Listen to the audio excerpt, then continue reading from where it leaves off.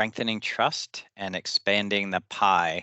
And I know we combine those sections in our article. Are they similar in some ways, or maybe you can kind of just explain the nuances of each of those and how that could play out in the role of a salesperson?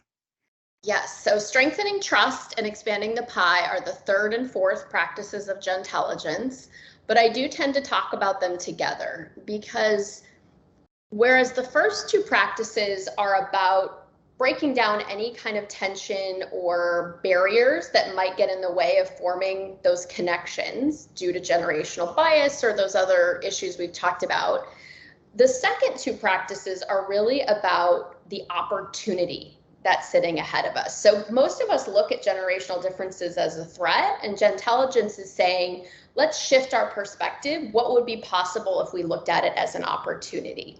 So is it possible that there's a huge opportunity for this next generation as clients, that they will bring new perspectives, new priorities, new ideas that will bring an entirely different sort of energy to, the financial advising relationship? So for example, I wrote an article last fall for NBC that talked about how Gen Z is saving for retirement at a higher level than any other generation, which flies in the face, I think, of a lot of assumptions that we would make, but makes sense if you think about the chaos that that generation has grown up in terms of recessions and pandemics and inflation threats and all of these things. And so they have parents who are telling them, you've got to start saving now, you've got to look out for yourself.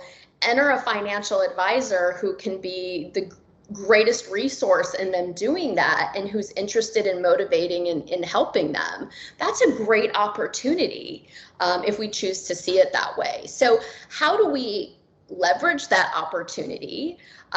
We really start to think about the fact that we want to have a strong, trusting relationship, that an advisor is someone who has your best interest in mind, who respects you regardless of age, of course, and that they have a lot of great wisdom to share with you, but are also interested in your point of view. So these two together are all about the idea that, the advisor and the client are there to listen and learn from each other.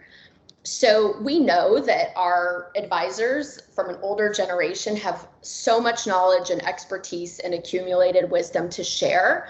But what I hear a lot from my younger colleagues and clients is that it often can come across as lecturing. So when someone feels lectured at, they stop listening, whether they feel like, again, as we talked about before, the advice may not be relevant to them, or at least they don't understand how it is, or they don't feel like they're being seen as someone separate from their parent or grandparent, perhaps, who had used this financial advisor in the past. So how do we open up that two-way interaction and view that relationship as a collaboration where, yes, the advisor will benefit from gaining a client and gaining their business and gaining their trust, but the younger client also feels like they have really found a trusted, sage mentor who can help them navigate something that's really tricky and difficult that they don't understand. And how can they feel like that gave them much more value than, as we said before, online information or an app or something that they might have readily available at their fingertips. So, how do we do that? And in the approach that I recommend here is, instead of just leading with your information, which is what we tend to do, here's all of the resources I have for you, here's all your options, here's all the routes we could go. Strengthening trust and expanding the pie, which of course just means creating a win-win for the client and for the advisor, has to really come from developing that trust and getting to know that person first. So I first have to show you that I care about you, I'm interested and curious about you and your life, that I know you're not your grandparents or your parents. And from that, it really leads to our clients thinking, this person cares and understands me, and there's somebody that I want to take advice from. So I think that's really those two critical last practices are about, again, the genuine curiosity, understanding their goals, but also going beyond that and meeting them where they're at, trying to understand that they might have very unique challenges, and in being interested in learning from them what those challenges are, and then using your expertise to help them see that they can overcome them and they can reach whatever their financial goals are. So that's really what those last two practices are about, is even though we may be the older sage, guide, and we may be the advisor that they need, we first need to be open to learning about them and their unique situation so that they trust that we understand them and can help them get where they want to go. You said recommended that financial professionals choose a common phrase in the industry, like you said, financial freedom, and asking the younger prospective client, hey, what does financial freedom mean to you? So, why is that an effective approach rather than just starting with the traditional financial planning questions? I think it shows that this is a person who doesn't believe they know everything. And again, that's a little bit of a 180 for those of us who maybe grew up in a time when, as an expert, I'm supposed to know everything. So I'll tell you how to become financially stable.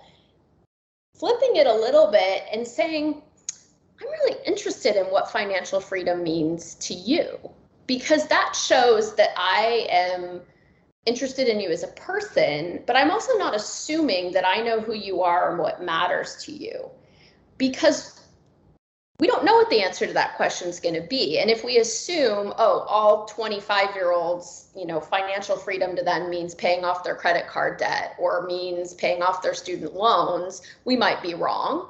But if we assume that they're ready to be thinking about retirement or they're ready to be thinking about home ownership, again, we could step wrong on that. So questions are always the way to go. And the reality is, as an advisor, no matter what answer you get to that question, you're learning something. So maybe you learn that they have no idea what financial freedom looks like for them. So great, that's where you start. You can help them, you can guide them, you can ask follow-up questions. But maybe they already have thought about this and they're even worried about meeting with you because they have so much credit card debt and they're embarrassed that maybe you wouldn't even want them as a client. Well, this is where you step in and show them, what can be done to help them with that challenge. So I think entering into it from a place of real curiosity, of being willing to learn and hear their story, is how you build trust with anyone, and particularly with somebody who might start out thinking, I'm not sure if this person's going to understand me. I'm not sure if I need their help. I'm not sure if I want their help. And you leave that conversation with them thinking, wow, that's somebody that genuinely seems to care about what matters to me. And that's a person I want to take advice from.